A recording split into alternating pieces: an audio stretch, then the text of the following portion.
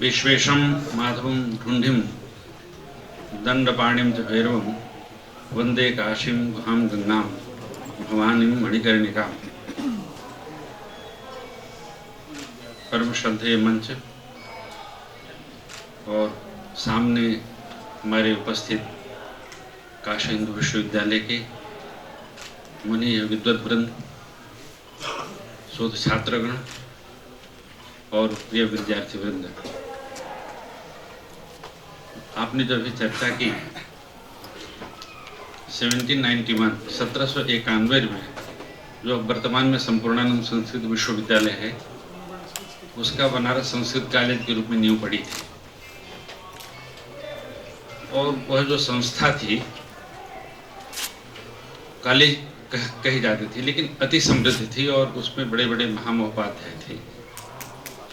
और 1998 में संपूर्णानंद संस्कृत विश्वविद्यालय हुआ और काशी में जो जीवंत वर्तमान में संस्थाएं हैं, जैसा कि आप डॉक्टर साहब बता रहे थे पांडे जी, कि जीवंत सभी संस्थाओं में वह प्राचीनतम है,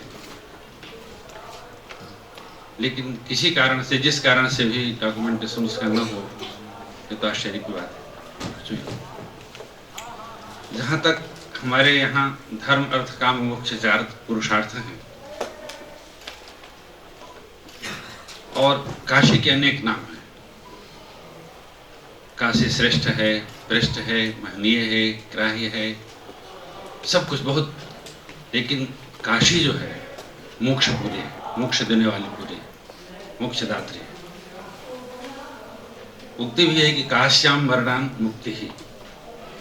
काशी में यदि शरीर छूट गया किसी का तो उसकी मुक्ति है। उसने क्या कर्म किए हैं अपने पूर्व में, वर्तमान में क्या कर रहा है, अच्छा है बुरा है, भगवान भोलेनाथ की नगरी में उसका कोई विचार नहीं है, यदि उसका शरीर छूटता है तो वह मोक्ष का अधिकारी होता है। कहा काशी रहस्य में कहा है, कीट हो, पतंग हो, मच्छर हो, वृक्ष हो, वृक्ष को भी प्राणी मानते, उसमें भी जीव है। वृक्ष जले स्थले वा विचरन्ति देवाः मंडूकमत्स्याः कृमयोऽपि काश्यां त्यक्त्वा शरीरम शिवमाप्नुवन्ति। वो शिव को प्राप्त होते हैं। मोक्ष की नगरी तो काशी है। अब क्यों है, यह एक विचारणीय बिंदु होती है।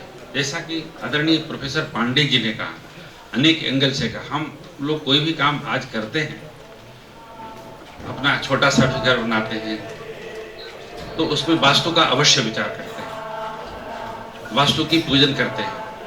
तो इतने बड़ी जो नगरी की स्थापना हुई, उसमें अवश्य वास्तु का विचार हुआ होगा, यदि हम भौतिक दृष्टि से देखें। नहीं तो सारा विश्व, पूरा विश्व, यहाँ तक कि कहते हैं, एक काशी खंड का मंगल श्लोक है कि भूमि स्थापन्यात्र भू, जो भूमि पर स्थित होकर भी स्वयं भूमि नहीं है, त्रिविदेशो, हाँ, ऊंचे अधस्थाप्य, और नीचे रहकर भी पृथ्वी पर है। पृथ्वी पर हम लोग बनाते हैं कि उत्तर प्रदेश के वाराणसी जिले के अमुक जगह काशी की स्थिति है, लेकिन भूमि पर स्थित होकर भी वह स्वर्ग से ऊंचा है, ऐसा बना है। अब भूमि से बद्ध होकर एकदम मुक्ति देने वाली है। श्याम मृता जंतव, जिसमें शरीर छोड़ने के बाद प्राणी मात्र मुक्ति का अधिकारी होता है, ऐसा डिंडिम घोष के साथ एकदम काशी खंड का दूसरा श्लोक में भगवान वेदव्यास जी इसको कहते हैं। तो ये वेदव्यास का कालखंड क्या है, अब इतिहास विधि में जानेंगे। हम लोग मानते हैं कि बहुत पुराना है ना। वेद का ही उन्होंने ऋग यजुर सामवेद के रूप में विभाग किया है। तो वेद काले, वेद जितना पुराना है, और वेद तो उनसे भी पुराना है, लेकिन वो कालखंड हुआ है। तो उस समय काशी की यह महत्ता थी। और यह काशी जो है, इसका अविमुक्त वाराणसी क्षेत्र बोलते हैं हम लोग संकल्प। अविमुक्त वाराणसी, अविमुक्त इस नाते है कि जब हम लोग ऐसा सृष्टि और संहार की चर्चा होती है कि इस जो हमारा जगत है उसका सृष्टि भी होता है, और एक स्थिति ऐसी आती है कि इस जगत का संहार भी होता है। तो उस संहार की स्थिति में भी काशी की सत्ता बनी रहती है, क्योंकि काशी वह भूमि नहीं है, भगवान के त्रिशूल पर विराजमान है। इसीलिए वह जब प्रलय की स्थिति होती है तो वह काशी की स्थिति भगवान के त्रिशूल पर होती है। जैसा उनका त्रिशूल और भगवान सुरक्षित है, वैसे काशी भी सुरक्षित रहती है। इसीलिए इस काशी का किसी भी काल में, तीनों काल में हम सनातन धर्म की दृष्टि से देखें तो इसका कभी अभाव नहीं है। और काशते प्रकाशते ब्रह्म ज्ञानम अस्याम सा काशी, जिसमें ज्ञान निरंतर प्रकाशित होता, जिसमें अद्वैत ज्ञान, आनंद, जिसको आप कह दें आनंद कह दें, सुख कह दें, आत्मबोध कह दें, जिसमें निरंतर होता रहता हो, उसी का नाम काशी। एक जीवंत इंसाइक्लोपीडिया कह सकते हैं, धर्म की प्रतिमूर्ति कह सकते हैं। भारती जी हैं, सुधांशु शेखर शास्त्री जी के बड़े भाई हैं, बड़े साधक हैं, तपस्वी हैं। उनके मुख से सुना है, अब विश्वास कहते हैं कि काशी में हम क्या हैं, कोई क्या है, आप जो देखते हो वह नहीं है, उससे अलग हट करके काशी के कंदराओं में कहते हैं आज भी उनके बात पर विश्वास कर लिए कि ऐसे ऐसे तपस्वी हैं कि 100-100 वर्ष, 200-200, 1000-1000 वर्ष से काशी की धरती में तपस्या कर रहे हैं। तो उन्हीं के बल से यह काशी टिकी है और काशी काशी है। तो इसीलिए इसको अध्यात्म नगरी भी कहते हैं। हम पुण्य नहीं भी करते, कहते हैं कीट और पतंग आदि भी मुक्त हो जाते हैं। तो उनके यदि हमारे माता पिता समृद्ध हैं, बहुत पैसा इकट्ठा करके रख दिए हैं, तो पुत्र यदि नालायक भी होता है तो उसका सुख का उपभोग करता है। वैसे हम लोगों में जो, जैसे कहा ना कि जो काशीवासी हो उसको, जो बनारसी होता है उसके लिए मुक्ति नहीं है, लेकिन काशीवासी को मुक्ति है। तो लेकिन भगवान विश्वेश्वर के यहाँ कुछ नहीं, कीटा पतंगा मसका सर्वे मुक्ता भवन्ति, उनके यहाँ तो कोई पक्षपात ही नहीं है। और कहते हैं जो शिव है, जो कहते हैं तारकम, शिव तारकम उपदिशति, कहते हैं राम नाम सत्य है। यहाँ की परंपरा जब क्लास जाती है तो राम नाम सत्य है। तो राम नाम क्या कहते हैं कि यही तारक मंत्र है, राम ही तारक मंत्र है। उस तारक मंत्र के प्रभाव से जो मुक्त हो जाता है। शिव कहा है शिव पुराण में कि नहीं, शिव ही तारक मंत्र है। शिव, यह जो शिव नाम है, शिव शिव जो हम कहते हैं, यह शिव ही तारक मंत्र है। जब वह जो जीव है, जो जाने वाला जीव है, जो गया जीव है, उसके कान में जब शिव मंत्र का यह मंत्र पढ़ता है तो वह ज्ञानी बन, द्वितीय ज्ञानान्व मुक्ति हमारी श्रुति कहती है, तो वह ज्ञानी होकर के वह मुक्त हो जाता है। तो ये हमारा है। और वास्तु का तो बहुत महत्व है, जैसा आपने बहुत प्रतिपादित किया। और वास्तु का प्रभाव भी होता है। बहुत लोगों को जब अपने अपने घरों में परेशानी होती है तो किसी विशेषज्ञ के पास जाते हैं तो बताता है कि तुम्हारे घर में वास्तु शांति की आवश्यकता है, शांति करते हैं तो उनको शांति मिलती है, सुख मिलता है। तो चाहे वास्तु की दृष्टि से, चाहे अध्यात्म की दृष्टि से, या भगवान शिव की दृष्टि से देखें, वह काशी अलौकिक है, शिव अलौकिक देव है। तो क्या महेशान ना पर देव, भगवान शिव से बड़ा कोई इस सृष्टि में देवता नहीं है। वो देवाधिदेव अवसर देव है, वो महादेव हैं।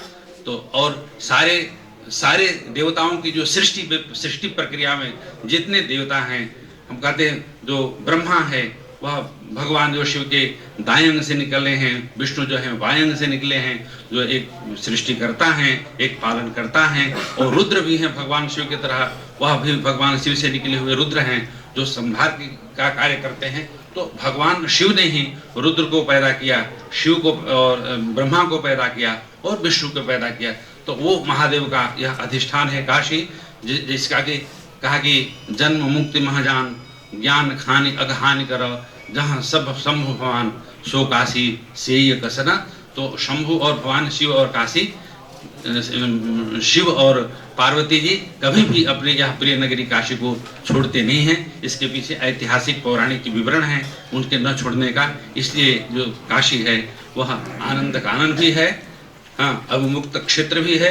इसको काशी भी कहा जाता है, वाराणसी भी कहा जाता है, और बनारस भी क्या कहा जाता है, जहाँ सदैव एक रस रहता है, जहाँ व्यक्ति पर कोई आनंद मग्न रहता है। कोई एक लंगोटा पहनकर भी, सामान्य वस्त्र पहन कर के वो गंगा के उस किनारे या बनारस के घाटों पर वो तेल मालिश करके दंड बैठक करता रहता है। यह काशी की बस्ती है। उसके मूल कारण भगवान विश्वेश्वर सदाशिव हैं। और जो है रचना शर्मा जी, जो हमारे जो आज की मुख्य वक्ता थे, उन्होंने पौराणिक दृष्टिकोण से और ऐतिहासिक दृष्टिकोण से काशी के स्वरूप के बारे में जो आपने विवेचन प्रस्तुत किया बहुत ही आपका अच्छा था।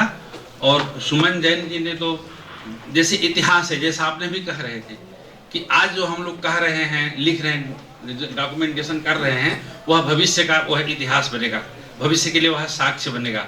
आज पहले जो कुछ भी हो चुका है उसी को आपने ध्यान में रख करके ऐतिहासिक परिप्रेक्ष्य में काशी को की परंपराओं को, काशी के जो देवता लोग हैं वो किस रूप में कहाँ कहाँ अंकित हैं, कैसे कैसे अंकित हैं, बहुत सारगर्भित रूप में और विस्तार के साथ प्रस्तुत किया सुमन जैन साहब ने। अभिलेखों के विशेष संदर्भ में उनका था। और पांडे जी का क्या कहना है, उनका तो वो इतिहास पुरुष हैं लेकिन वो आध्यात्मिक पुरुष भी लगे, वो गीता के विशेषज्ञ लगे और गीता का भी उन्होंने बहुत अच्छा विश्लेषण किया और उन्होंने वास्तु को भी आपके सामने रखा। तो आचार्य जी, निश्चित वास्तु बहुत ही महत्वपूर्ण है। संभव है कि, और देखिए एक बात मैं बताऊं, मुझे जो आता है कि जो बार बार जो हिंदुओं के जो पवित्र प्रसिद्ध स्थल थे उनको जो तोड़ा गया, उसके पीछे पता नहीं उनकी वास्तु दृष्टि रही हो, इसको हम नहीं कह सकते एकदम थम के क्या रही, लेकिन वह हिंदू सभ्यता को और संस्कृति को धूसरित करने की उनकी दृष्टिकोण अवश्य रहा। नहीं तो उसके बगल में बना सकते थे, वो तो राजा थे, उनको क्या है, ऐसा थोड़े कि वाइब्रेशन जब विश्वनाथ मंदिर को तोड़ेंगे तभी उनको मिलेगा, वो तो उसके 100 गज आगे पीछे भी बना सकते तो मिल सकता था। उन्होंने प्रसिद्ध तमाम मंदिरों को तोड़ा, तो उनकी तोड़ने की दृष्टि रही, ये हम नहीं कह सकते हैं कि उस संवर्ग के सभी लोगों की रही होगी दृष्टि। उन्होंने जजिया कर लगाया, इतिहास में हम लोग पढ़ते हैं, तो जजिया कर की क्या बात था, किसी का शोषण ही था कि तुमको दर्शन करना है तो हमको टैक्स दो। तो ये सब बातें इतिहास की हैं, तो डॉक्यूमेंटेशन हुआ है, लिखा है, तभी तो हम जानते हैं। यदि हमारे अच्छे कार्य रहेंगे प्रपत्रों में, अपने डॉक्यूमेंटेशन में, तो हमारा जो इतिहास का मूल्यांकन होगा। इसलिए हम लोगों को बहुत सजग होना चाहिए। तो और नवजागरण को जो आपने कहा, इस निश्चित रूप से हम मोदी जी का और योगी आदित्यनाथ जी का जरूर नाम लेंगे, क्योंकि उन्होंने नेतृत्व किया है। और आज जो हमारा 3,000 स्क्वायर फीट में जो हमारा विश्वनाथ मंदिर था, वो 5 लाख समथिंग स्क्वायर फीट में हुआ है, जहाँ हम लोगों को जाने के लिए कितने सुरक्षा के साथ जाना पड़ता था, हम लोग जा नहीं पाते थे, दर्शन करने वाले भी लौट जाते थे। हम समझते हैं कि अब जा सकते हैं, शिवरात्रि में 150 लोग वहाँ इकट्ठा नहीं हो सकते थे, अब हमको लगता है 50,000, 60,000, 70,000 लोग बैठ सकते हैं, अपनी आराधना पूजा कर सकते हैं। तो इसका यदि किसी को श्रेय जाता है तो निश्चित रूप से योगी आदित्यनाथ जी को और हमारे जो माननीय देश के प्रधानमंत्री हैं मोदी जी को जाता ही जाता है, इसमें कोई दोहरा नहीं है। और इसको सब लोग मानते हैं, जो उनको नहीं मानते हैं वो भी मानते हैं और मानना पड़ेगा। सत्य किसी की अपेक्षा थोड़े करता, सत्य तो सत्य होता है, वो 2-2 4 ही होगा, चाहे आप मानो या मत मानो, तो एक है। और हम लोगों के सामने जो बार बार जो राणा साहब का आता था, राणा साहब को मैंने भोजन करते वक्त तो सुना था, वो तो सही में इंसाइक्लोपीडिया है काशी के और विश्व के। मैंने देखा थोड़े देर 10-15 मिनट, मैंने आपको सिर्फ बड़े सावधानी से सुन ही रहा था, है ना। तो आप हैं, आप विद्वत जन हैं, तो आप सबका हम आपने बोलने का अवसर दिया। और जो मृत्युंजय देव पांडे जी हैं, बहुत अच्छा उन्होंने संपादन किया। और काशी के बारे में कहा पुराण में कि कहा कि अब काशी कैसे पैदा हो। मुझे एक संदर्भ मिला कि यल्लिंगम दृष्टवंतो तो नारायण पितामहो तदेव लोके वेद च काशीति परिकीर्तितः। अब ऐसा लिखा कि ऊर्ध्वलोक में, स्वर्ग लोक में नारायण बने भगवान विष्णु और जो ब्रह्मा जी घूम रहे हैं, घूमते घूमते उन्होंने नीचे दृष्टिकोण डाला और जो एक देदीप्यमान स्थान देखा जो कि शिवलिंग के रूप में था, उसी को उन्होंने काशी कहा। तो जो काशी है ना, काशी चाहे बाबा विश्वेश्वर को कहिए या काशी के एक कण को कहिए, वो दोनों शिव रूप ही हैं। ऐसा नहीं, काशी शिवलिंग रूपा है। इसीलिए काशी में कहीं भी आप बनाते हैं, कहते हैं ना काश्याम मरणानुमति, तो काशी मतलब विश्वनाथ मंदिर में काशी का एक परिक्षेत्र है, उसमें शरीर छोड़ने से व्यक्ति, और वह काशी मतलब अद्भुत रूप से इस तरह से उन्होंने उसको विचरते हुए, आकाश में चढ़ते हुए उस जो शिवलिंग को देखा, उसी की काशी संज्ञा है। तो हम समझते हैं वही काशी है, अलौकिक काशी है, अद्भुत काशी है। उस काशी के अधिष्ठाता मालिक स्वामी बाबा विश्वनाथ हैं। उन दोनों को नमन करते हुए मैं अपनी वाणी को यही विराम देता हूँ।